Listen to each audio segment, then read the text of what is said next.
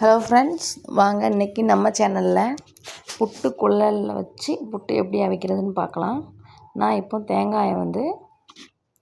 தேங்காய் பூ செய்கிறதுக்கு குட்டி குட்டியாக கட் பண்ணிக்கிட்டு இருக்கேன். இதை கட் பண்ணி எடுத்துக்கலாம்.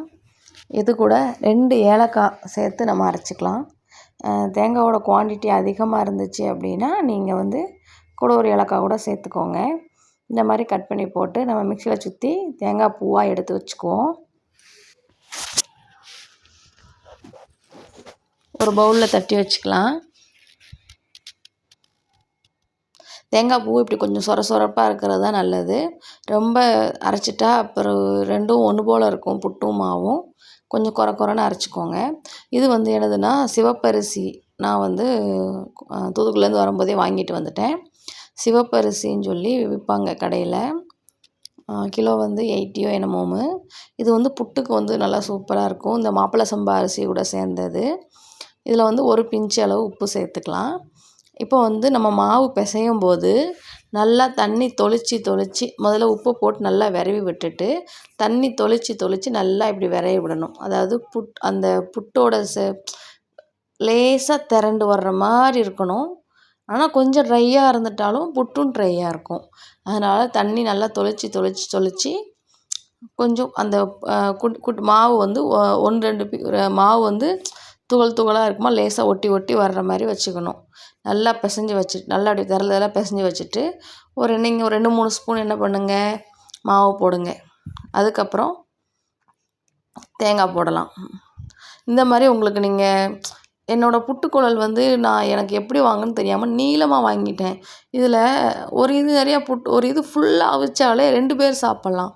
அதனால் புட்டுக்குழல் வாங்கும்போது கொஞ்சம் சின்ன சைஸாக பார்த்து வாங்கிக்கோங்க. நான் இந்த புட்டு மாவு போடுறோம் இல்லையா, அது ரொம்ப நீளம் இருக்கிறனால என்ன பிரச்சனை வருது அப்படின்னா, புட்டை எடுக்கும்போது லென்த்து ஒரு ஜானை விட கொஞ்சம் பெருசாக தான் இருக்குது.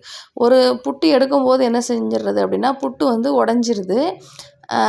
அது கரெக்டாக அந்த ஷேப்பை விட்டு கொஞ்சம் வெளியில் வந்துடுது. இது மீடியமான சைஸாக இருந்தது அப்படின்னா கரெக்டாக வரும் அந்த புட்டு நம்ம பின்னாடி இருந்து தள்ளுறதுக்கு. இது உங்களோட விருப்பம்தான். 2 தடவை, ஒரு தடவை மாவு போடுங்க, அப்புறம் தேங்காய் போடுங்க, அப்புறம் மாவு போடுங்க, அப்புறம் தேங்காய் போடுங்க. இந்த மாதிரி மூடி வச்சுட்டு நம்ம தண்ணி ஆல்ரெடி கொதிக்க வச்சுருக்கோம் அடுப்பில். கொதிச்சதுக்கப்புறம் வச்சிங்க அப்படின்னா ஒரு 3 மினிட்ஸ் தான். அடுப்பு ஃபுல்லாக ஸ்டவ் ஃபுல்லாக இருந்துச்சு அப்படின்னா 3 மினிட்ஸில் புட்டு வெந்துடும். ஆனால் இப்படி புட்டு நம்ம இட்லி குக்கரில் வச்சு சாப்பிடும்போது இப்படி சாப்பிட்றது கொஞ்சம் டேஸ்ட்டும் நல்லா இருக்குது, நல்லா சாஃப்டாக இருக்குது. இந்த மாதிரி நீங்களும் செஞ்சு பாருங்கள். அதாவது வீக்லி ஒன்ஸ் புட்டு சாப்பிட்றது ரொம்ப நல்லது. எந்த ஆயிலும் இல்லாமல் சாப்பிட்றது நல்லது. ஆனால் என் பிள்ளைங்க கொஞ்சம் என்ன சொல்கிறது, என் பிள்ளைங்களுக்கெல்லாம் தோசை இட்லி தவிர்த்து எது செஞ்சாலும் கொஞ்சம் கஷ்டப்பட்டு தான் சாப்பிடுவாங்க. ஆனால் நான் கண்டிப்பாக சாப்பிட்டு தான் எந்திரிக்கணும், வேறு வழி கிடையாது அப்படின்னு சொல்லி கூட 5 நிமிஷம் வச்சுனாலும் சாப்பிட்ருவாங்க. இப்போ இந்த புட்டு குழலோட லென்த்து ஜாஸ்தி ஆகிடும் போது நம்ம எடுக்கும்போது என்ன பிரச்சனை வருது அப்படின்னா, அந்த புட்டானது உடஞ்சி போயிடுது. அதனால் நீங்கள் புட்டுக்குழல் வாங்கணும்னு ஆசைப்பட்டீங்க, வாங்கணும்னு நினச்சிங்க அப்படின்னா இதோட லென்த்தை கொஞ்சம் கம்மியாக வாங்கிக்கோங்க.